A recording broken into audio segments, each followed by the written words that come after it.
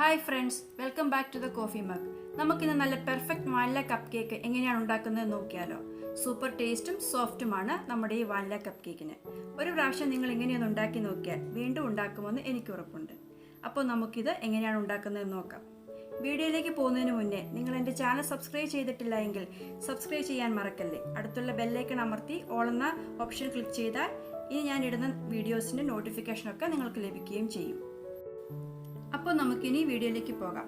ആദ്യം നമുക്ക് oven 180 degree സെൽഷ്യസിൽ preheat ചെയ്യാൻ വെക്കാം. അതിനുശേഷം ഡ്രൈ ഇൻഗ്രീഡിയൻസ് അരിച്ചെടുക്കണം. അതിനായി ഒരു ബൗളിലേക്ക് 1/4 കപ്പ് മൈദ, 1/4 ടീസ്പൂൺ ബേക്കിംഗ് പൗഡർ, 1/2 ടീസ്പൂൺ ഉപ്പ് ഇവയെല്ലാം ഇട്ട് കൊടുത്തിട്ട് നന്നായിട്ടൊന്ന് അരിച്ചെടുക്കണം.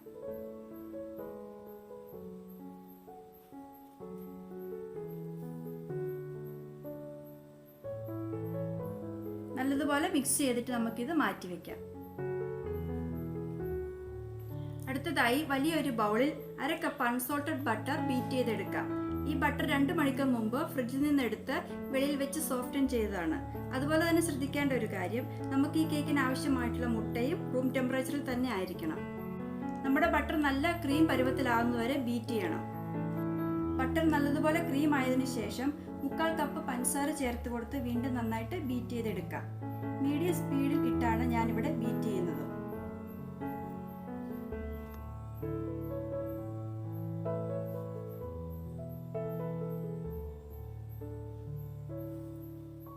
ഇടയ്ക്ക് നമുക്ക് സ്പാറ്റില വെച്ചിട്ട് ബോളിന്റെ സൈഡിലൊക്കെ പറ്റിപ്പിടിച്ചിരിക്കുന്നത് തൂത്തിട്ട് കൊടുക്കാം.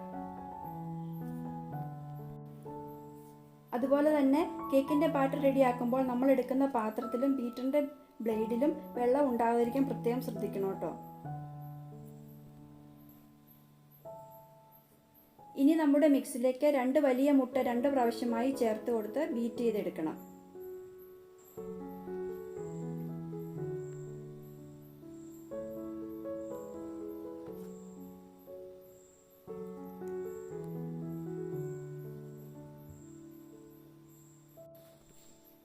മുട്ട നന്നായി ബീറ്റ് ചെയ്തതിന് ശേഷം 2 ടീസ്പൂൺ വാനില എസൻസ് ചേർത്ത് കൊടുക്കാം. അടുത്തതായി നമുക്ക് ചേർക്കേണ്ടത് നേരത്തെ അരിച്ചു മാറ്റി വെച്ചിരുന്ന ഡ്രൈ ഇൻഗ്രീഡിയൻസും 1/2 കപ്പ് ബട്ടർ മിൽക്കുമാണ്. ഇത് രണ്ടും ഒന്നിടവിട്ട് 3 പ്രാവശ്യമായിട്ടാണ് ചേർത്ത് കൊടുക്കേണ്ടത്. കാരണം ഇങ്ങനെ ചെയ്താൽ നല്ലതുപോലെ പൊടികൾ മിക്സ് ആയി കിട്ടും. ഈ ബട്ടർ മിൽക്ക് എന്ന് പറയുന്നത് നമ്മുടെ വീട്ടിലുള്ള മോര് തന്നെയാണ്. തീർത്ത് പുളി കുറഞ്ഞ മോരാണ് ഞാനിവിടെ എടുത്തേക്കുന്നത്.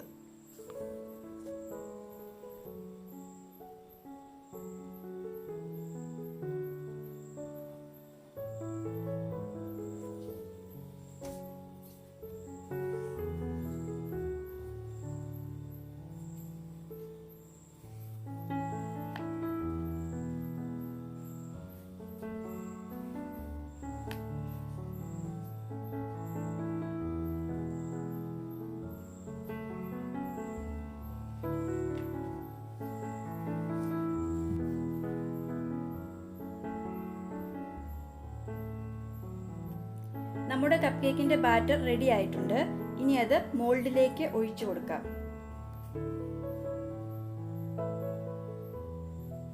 അതിനായി ഞാൻ ഇവിടെ എടുത്തേക്കുന്ന ഒരു ഐസ്ക്രീം സ്കൂപ്പറാണ്. എല്ലാ കപ്പിലും ഒരേ അളവിൽ കിട്ടുന്നതിന് വേണ്ടിയാണ് ഇവിടെ സ്കൂപ്പർ എടുത്തിരിക്കുന്നത്. നിങ്ങളുടെ കയ്യിൽ സ്കൂപ്പർ ഇല്ലെങ്കിൽ ഒരു തവി എടുത്താലും മതി. നിങ്ങൾ ബാറ്റർ മോൾഡിലേക്ക് ഒഴിക്കുമ്പോൾ മോൾഡിന്റെ 1/2 ഭാഗമേ നിറയ്ക്കാവൂ. അതിൽ കൂടുതലായാൽ ബേക്ക് ചെയ്ത് വരുമ്പോൾ മോൾഡിന് വെളിയിലേക്ക് പോകും.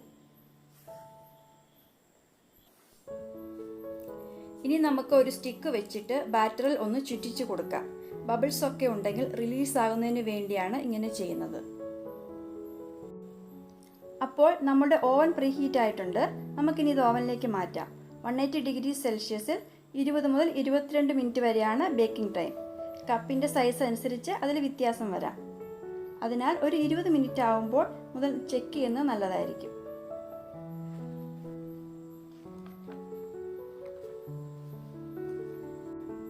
നമ്മുടെ കപ്പ് കേക്ക് ഇപ്പോൾ റെഡി ആയിട്ടുണ്ട്. എനിക്ക് 22 മിനിറ്റിലാണ് ബേക്കായി കിട്ടിയിരിക്കുന്നത്. നന്നായിട്ട് ചൂടാറിയതിന് ശേഷം മാത്രമേ ഡീമോൾഡ് ചെയ്തെടുക്കാവുള്ളൂ. നമ്മുടെ കപ്പ് കേക്കിന് നല്ല സോഫ്റ്റ് ആണ്. ഒന്ന് മുറിച്ച് നോക്കട്ടെ. അടുത്തതായി നമുക്ക് ഇതിനൊരു ക്രീം ചീസ് ഫ്രോസ്റ്റും കൂടെ ഉണ്ടാക്കാം. അതിനുവേണ്ടി ഞാനിവിടെ ഒരു ബൗൾ എടുത്തിട്ടുണ്ട്. അതിലേക്ക് 1 കപ്പ് വിപ്പിംഗ് ക്രീം ഒഴിച്ചു കൊടുക്കാം. ഇനി നമുക്ക് നന്നായിട്ടൊന്ന് ബീറ്റ് ചെയ്തെടുക്കാം. ഒരു നല്ല സ്റ്റിഫ് ഫോം വരുന്നിടം വരെ നമുക്കിത് ഹൈ സ്പീഡിൽ ബീറ്റ് ചെയ്തെടുക്കണം. ഏകദേശം 2 മിനിറ്റ് സമയമെടുക്കും സ്റ്റിഫായി വരാനായിട്ട്.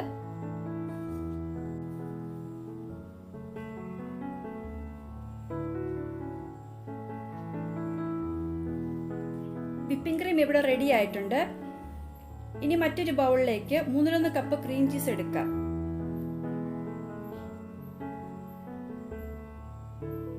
അതിലേക്ക് 3 ടേബിൾ സ്പൂൺ പൊടിച്ച പഞ്ചസാര, 1/2 ടീസ്പൂൺ വാനില എസൻസും ചേർത്ത് കൊടുക്കാം. ഇനി നമ്മുടെ ബീറ്റർ ഉപയോഗിച്ച് നന്നായി ക്രീം പരുവത്തിൽ മിക്സ് ചെയ്തെടുക്കാം.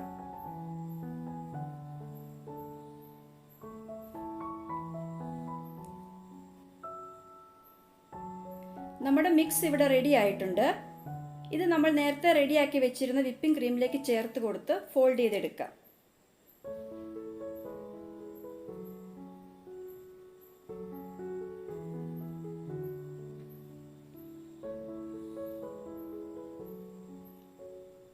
ക്രീം ചീസ് ഫോൾഡ് ചെയ്യുമ്പോൾ നല്ലതുപോലെ മിക്സ് ആവാൻ പ്രത്യേകം ശ്രദ്ധിക്കണം. ഫ്രോസ്റ്റിംഗ് ക്രീം ഇവിടെ റെഡി ആയിട്ടുണ്ട്. നമുക്കിതൊരു പൈപ്പിംഗ് ബാഗിലേക്ക് നിറച്ചെടുക്കാം.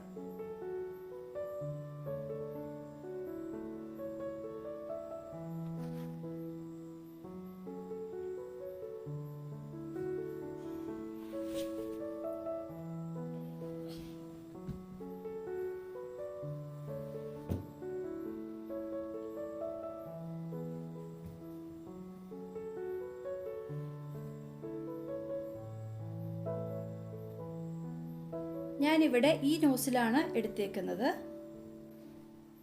അപ്പോൾ നമ്മുടെ കപ്പ് കേക്ക് നമുക്ക് ഡെക്കറേറ്റ് ചെയ്തെടുക്കാം. ഒരു കാര്യം പ്രത്യേകം ശ്രദ്ധിക്കുക, നമ്മുടെ കപ്പ് കേക്കിൻ്റെ ചൂട് പൂർണ്ണമായും മാറിയതിനു ശേഷം മാത്രമേ ഫ്രോസ്റ്റിംഗ് ചെയ്യാവുള്ളൂ. ഇല്ലെങ്കിൽ നമ്മുടെ ക്രീം മെൽറ്റായി പോകും.